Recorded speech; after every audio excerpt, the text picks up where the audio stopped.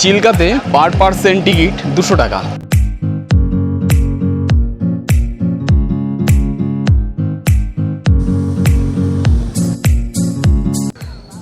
তো বন্ধুরা, আমরা চলে এসেছি উড়িষ্যাতে।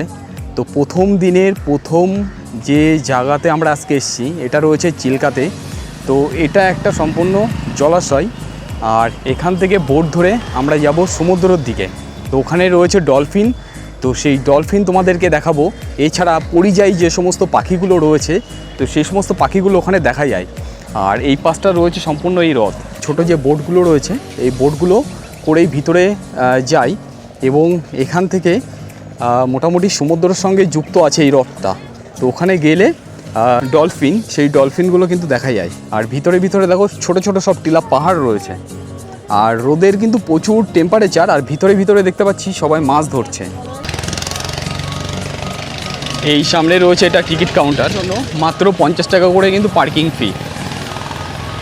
তো তোমরা যদি চাও হেঁটে এই পাশেও কিছুটা যেতে পারবে। এই হ্রদের পাশেই রয়েছে বটগাছ, এই পাশে একটা, আর ওই পাশে আরও একটা কিন্তু বটগাছ রয়েছে।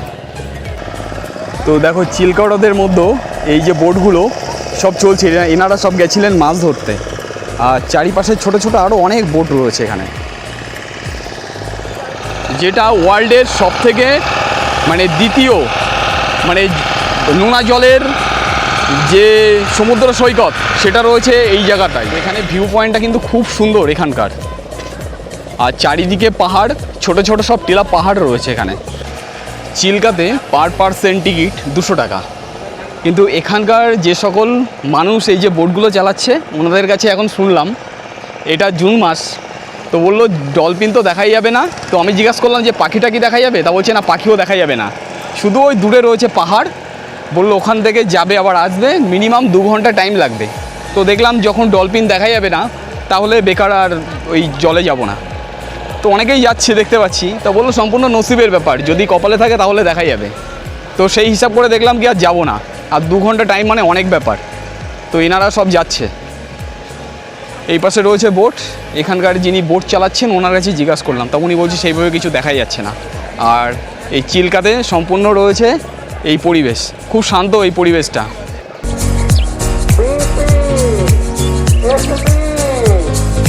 তো তোমরা চাইলে কিন্তু এখান থেকে বোটিং করতে পারো, এবং যদি তোমাদের কপালে থাকে অবশ্যই তোমরা কিন্তু ডলফিন দেখতে পারবে। তো এটা রয়েছে কৃষ্ণচূড়া গাছ, আর গাছগুলোতে কিন্তু ফুল হয়েছে খুব সুন্দর। আর এখানে দুটো কাক বসে রয়েছে, কাকে বাসা তৈরি করছে, তাদের ডিম পাড়ার সময় হয়েছে এখন।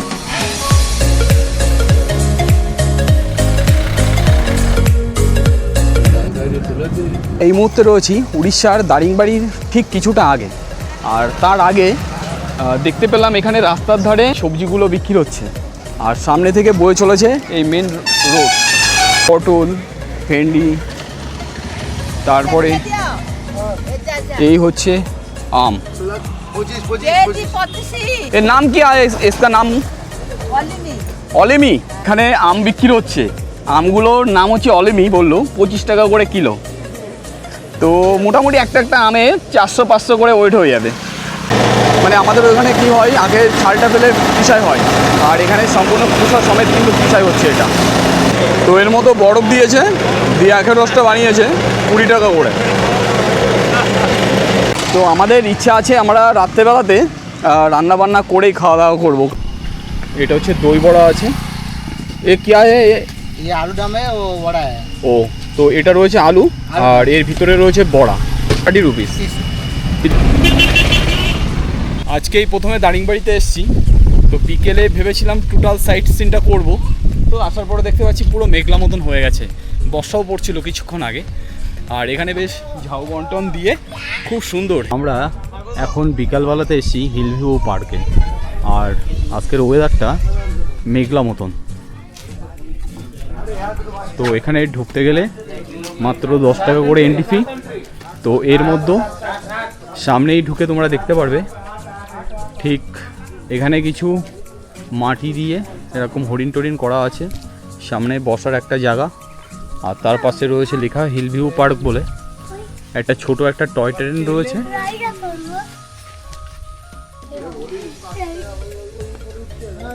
ছোট একটা টয় ট্রেন রয়েছে। তো কেউ যদি মনে করে যে আমি টয় ট্রেনে উঠবো, তো এর জন্য আলাদা পেমেন্ট করতে হবে। তো খুব সুন্দর এই জায়গার পরিবেশ।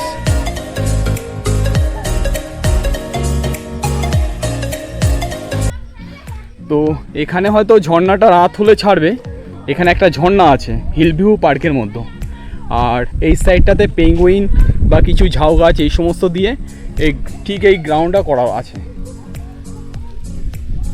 খুব সুন্দর, খুব একদম পুরো নেচার, খুব ভালো। আর এখন যেহেতু হালকা বর্ষা পড়ছে, তো এখন কিন্তু আরও খুব সুন্দর লাগছে এর মধ্যে। তো ওই সাইডটা দেখো দোলনা করা রয়েছে। আর এখান থেকে হিল ভিউ পার্কের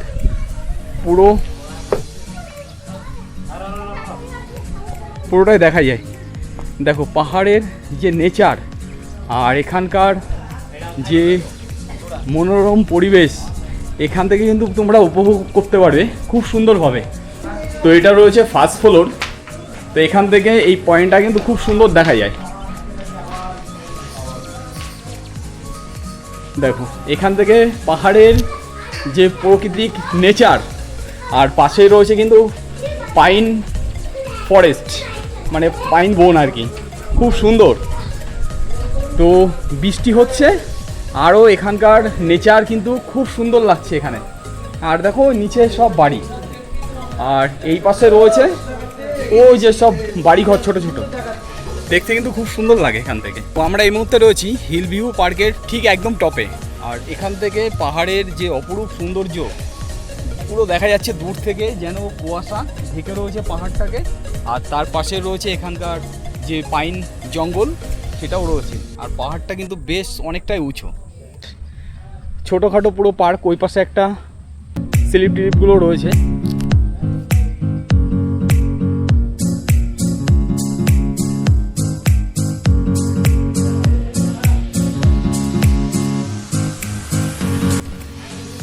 পার্কটা ছোটোখাটোর মধ্যে দেখতে খুবই সুন্দর। এখানে মাত্র এন্ট্রি ফি 10 টাকা করে। তো এই পাশটাতে রয়েছে টয়লেট।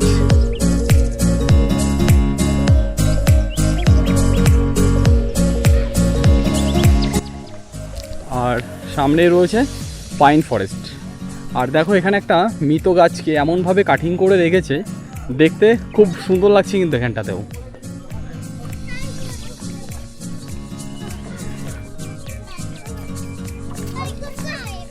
আর এই গাছটার দেখো কত সুন্দরভাবে এখানে বেশ ফুলগুলো ফুটে আছে, একটা সেন্ট বার হচ্ছে এর থেকে।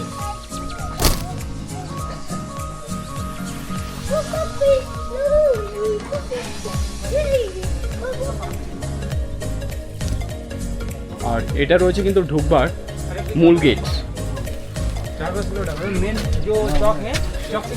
এটা এতক্ষণ ছিল হিল ভিউ পয়েন্ট, সেই পয়েন্টের মধ্যে আমরা ঢুকেছিলাম। এটা ছোট একটা পার্ক, দেখতে খুব সুন্দর।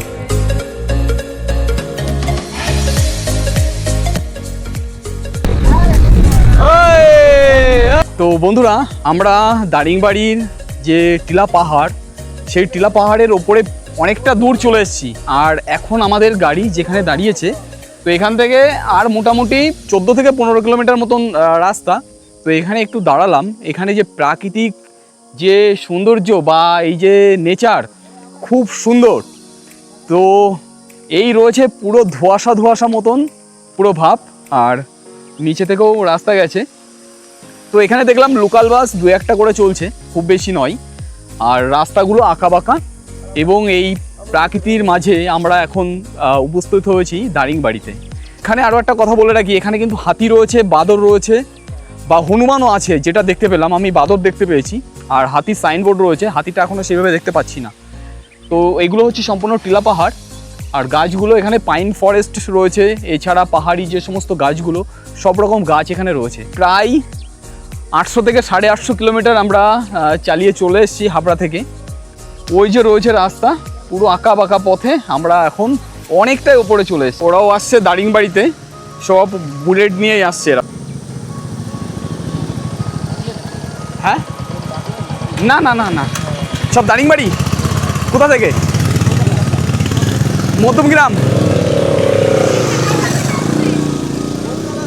তো এই দাদারা এসছে হাওড়া থেকে, তো সব যাচ্ছে দারিংবাড়িতে।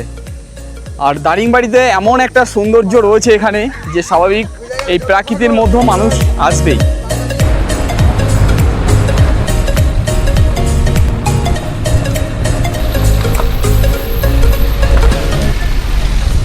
চলে এসেছি উড়িষ্যার দারিংবাড়ি। আর এখানকার দেখো ছোট ছোট সব গির্জা রয়েছে এবং এখানকার এই যে বাড়িঘর খুব সুন্দর। এবং কেউ কেউ দেখছিলাম এখানকার যে জঙ্গলের থেকে শালপাতা নিয়ে এসছে সেইগুলোতে হয়তো কোনো কিছু করবে। আর এই রয়েছে এখানকার কিছু দোকানপাট। যেহেতু এটা সমতল থেকে 3000 ফুট ওপরে, তো যার জন্য নিচে যে ভ্যাপসা গরম সেই তুলনায় এখানে এখন অনেকটাই ঠান্ডা। এবং উড়িষ্যার কাশ্মীর বলা হয় তার কারণ এখানে ঠান্ডার সময়ে ঘাসের ওপরে যেমন শিশির পড়ে, তো এখানে কিন্তু ওই হালকা বরফের যে আস্তরণ সেটা দেখা যায়, যার জন্য বলা হয় উড়িষ্যার কাশ্মীর। এই দেখো সব ছোট ছোট দোকান রয়েছে। তো এই দিকে একটা রাস্তা চলে গেছে, আর ঠিক এই পাশে আরেকটা। আমরা যাচ্ছি ডান দিকে, আমাদের ডান দিকের রাস্তাটা অনেকটাই ঢালু, আর ওইটা চলে গেছে খাড়া। এখন প্রচুর হাওয়া হচ্ছে এখানে, গাড়ি যেমন চলছে তার সঙ্গে এখানে প্রচুর হাওয়া হচ্ছে। তার কারণ আমাদের 3000 ফুট ওপরে চলে এসেছি, যার জন্য এই দেখো সব টিলা পাহাড় এগুলো। এখানে কোনো হয়তো রাস্তার কাজ হচ্ছে এখানে, আর এই সব পাহাড়টা পাথরগুলো সব ভেঙে নিয়ে এসছে এগুলো। এই রয়েছে এখানকার গ্রামের বাড়িঘর, এই রয়েছে এনাদের সব বাড়িঘর। তো এই হচ্ছে গ্রাম্য জীবন। এই দেখো এই একটা রয়েছে, দেখতে কিন্তু খুব সুন্দর টিলার মতো। এই দেখো গাছটাকে পুরো চারিদিকে আঁকড়ে রয়েছে। রাস্তাটা বেশ এখানে ভালোই চওড়া। কিছুক্ষণ আগে রাস্তাগুলো সরু ছিল, আর এই গরুগুলো দেখো সব বাঁধা থাকে এই রাস্তার ওপরে। এইভাবে বাঁধা তো থাকে না, সব ছেড়ে রেখে দেয়, সব ছাড়ায় গরুগুলো। তো আমরা শৈল শহর চলে এসেছি, উড়িষ্যার কাশ্মীর। আর এইগুলো হচ্ছে লোকাল অটো। তো বন্ধুরা ফাইনালি চলে এলাম দারিংবাড়িতে। তো এটাই রয়েছে দারিংবাড়ির মেন যে মার্কেট। তো আমরা এসেছি এদিক থেকে। তো রাস্তা এখান থেকে আরও দুটো ভাগে ভাগ হয়ে গেছে, এইদিকে একটা গেছে আরও এইদিকে একটা গেছে। একেবারে যে ছোটোখাটো মার্কেট তা নয়, আমি বেশ খানিকটা এলাম। আর এই রয়েছে এখানকার এই লোকাল বাস।